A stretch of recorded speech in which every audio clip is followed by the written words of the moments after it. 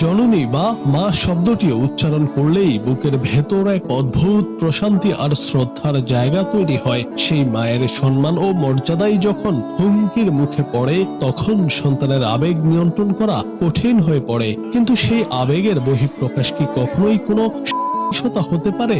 মায়ের প্রতি অসীম ভালোবাসার টানে এক শিক্ষার্থী যে পরিস্থিতির সৃষ্টি করেছে, তা সবার সামনে এখন বড় প্রশ্ন হয়ে দাঁড়িয়েছে।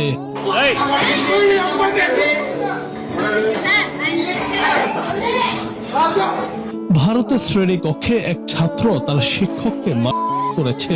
অভিযোগ উঠেছে, মাকে নিয়ে খারাপোক্তি করায় ক্লাসরুমেই ওই শিক্ষকের ওপর চড়াও হয় শিক্ষার্থী।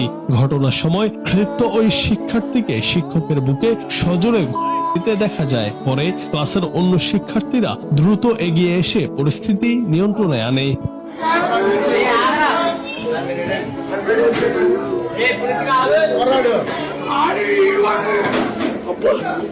এই ঘটনাটির ভিডিও ছড়িয়ে পড়লে ব্যাপক চাঞ্চল্যের সৃষ্টি হয়। ভিডিওতে দেখা যায় ক্লাসরুমের ভেতরেই শিক্ষার্থী মারমুখী হয়ে শিক্ষকের ওপর আক্রমণ করছে। সহপাঠীদের হস্তক্ষেপে বড় ধরনের দুর্ঘটনা থেকে রক্ষা পান শিক্ষক। ঘটনাটি ঘিরে শিক্ষাঙ্গনে শৃঙ্খলা ও নৈতিকতা নিয়ে ব্যাপক বিতর্ক শুরু হয়েছে।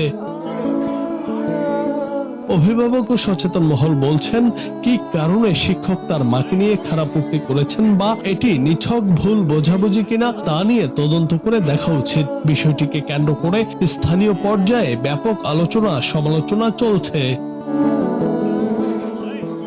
জুনায়েদ আহমেদ, বাংলা টিভি।